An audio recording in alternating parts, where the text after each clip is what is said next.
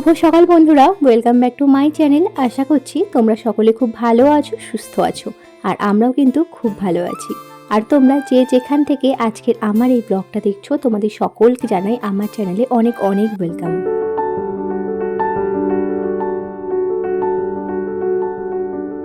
এটা হলো লক্ষ্মী পুজোর দিন সকালবেলায় ঘুম থেকে ওঠার পরে মার ভীষণ শরীরটা খারাপ করে, যার জন্য মা কিন্তু বাড়িতে ছিল না। তার জন্যই কিন্তু আজকে সমস্ত দায়িত্ব কিন্তু আমার উপরে। মাম ঘুম থেকে ওঠার আগেই কিন্তু আমি কিছু রান্নার কাজ সেরে নিয়েছিলাম, আর আগের দিন রাত্রেবেলায় কিছু কাজকর্মগুলো গুছিয়ে রেখেছিলাম, তার জন্য কিন্তু একটু সুবিধা হয়েছে। আর এখানটায় কিছু জামা কাপড় ছিল, সেগুলো সমস্ত কিছু কিন্তু কেচে ছাদে গেছিলাম মেলার জন্য।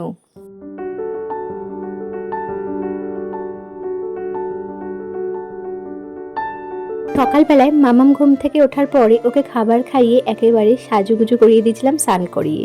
আর তারপরে না এই যে জামাটা পরিয়ে দিয়েছিলাম। হ্যাঁ, এই জামাটা মামামের কিন্তু অনেকটা বড় হয়েছে, কারণ ধোয়া জামা ছিল না আমার হাতের সামনে, তাই জন্য কিন্তু এই জামাটাই ওকে পরিয়ে দিয়েছিলাম। পরে মা আর মেয়ে মিলে একেবারে সোজা চলে আসলাম ঠাকুর ঘরে অনেক জিনিসপত্রগুলো গোছানোর বাকি ছিল। মামাম কিন্তু ভীষণই দুষ্টুমি করছিল প্রসাদটা খাওয়ার জন্য, ওকে সামলিয়ে আমি কোনো রকম কাজগুলো করছিলাম। সকালবেলায় ভীষণই শরীরটা খারাপ করাতে কৃষ্ণনগরে নিয়ে যাওয়া হয়েছিল ডাক্তারের কাছে। তাই জন্য কিন্তু আমি নিজের মতো করে ছোট্ট করে লক্ষ্মী ঠাকুরের পুজোটা এবার সেরে নিয়েছিলাম।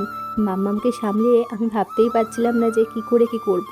তবে ওর পাপা কিন্তু দুপুরবেলায় বাড়িতে এসে ওকে খাইয়ে দিয়েছিল, তাই জন্য কিন্তু একটু হলেও আমার মনে শান্তি এসেছিল। মাম্মামকে খাওয়ানোর পরে আমি কিন্তু ওকে ঘুমটা পাড়িয়ে দিয়েছিলাম। ওকে ঘুম পাড়ানোর পরে তারপরে একটু আমি শাড়ি পরে নিয়েছি আর একটু হালকা করে একটু সেজে গুজে নিয়েছিলাম।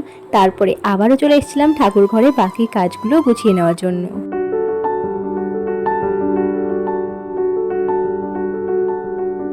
ঠাকুরমশাই কিন্তু এখনো এসে পৌঁছায়নি, তো তার জন্য আরও কয়েকটা কাজ আমার বাকি ছিল, সেগুলোই সেরে নিচ্ছিলাম।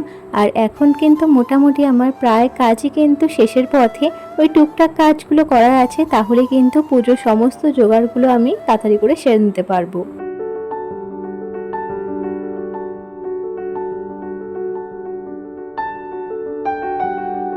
পুজোর জোগাড়গুলো করতে করতে হঠাৎ খেয়াল করলাম যে কয়েকটা জিনিস আনা হয়নি, তার জন্য কিন্তু তাড়াহুড়ো করে আমি মিঠির পাপাকে ফোন করলাম। মিঠির পাপা কিন্তু সমস্ত জিনিসগুলো বাজার থেকে আবার নিয়ে আসলো। তারপরে সমস্ত জিনিসগুলো এখানটায় আমি গোছগাছ করে নিয়েছিলাম।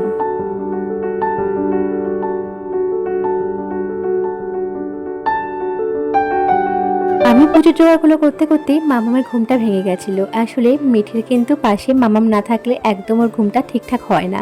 যাই হোক, যেটুকু ঘুমিয়েছিল সেইটুকুতেই কিন্তু আর বাকি কাজগুলো সমস্তটা করতে পেরেছিলাম আমি।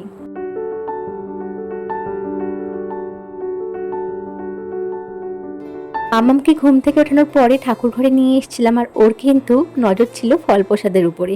যাই হোক, তার জন্য কিন্তু আমি একটা গামলা দিয়ে ফল প্রসাদগুলোকে ঢেকে রেখেছিলাম। আর তার কিছুক্ষণ পরেই মিঠির পাপাও বাড়িতে চলে এসেছিল, আর মিঠির পাপার কাছে মিঠিকে দিয়ে আমি বাকি কাজগুলো করার পরে কিন্তু দেখলাম ঠাকুর মশাই চলে এসেছিল। আজকে কিন্তু মিঠির পাপাও উপোস রেখেছিল, যেহেতু আমি উপোস করেছিলাম তার জন্য কিন্তু ও আজকে উপোস রেখেছিল।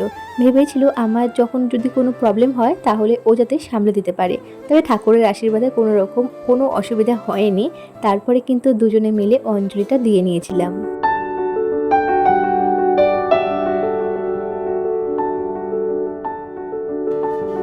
অঞ্জলি দেওয়ার পরে খেয়াল করলাম যে প্রায় সন্ধে হয়েই এসছে, আর মামামকেও খাওয়াতে লাগবে, তার জন্য একেবারে আমি পাঁচালিটাও পরে নিয়েছিলাম। আর পাঁচালি পরার পরে কিন্তু এসেই মিঠির পাপাকেও খেতে দিয়ে দিয়েছিলাম, আর তারপরে কিন্তু মিঠিকেও আমি খাইয়ে দিয়েছিলাম।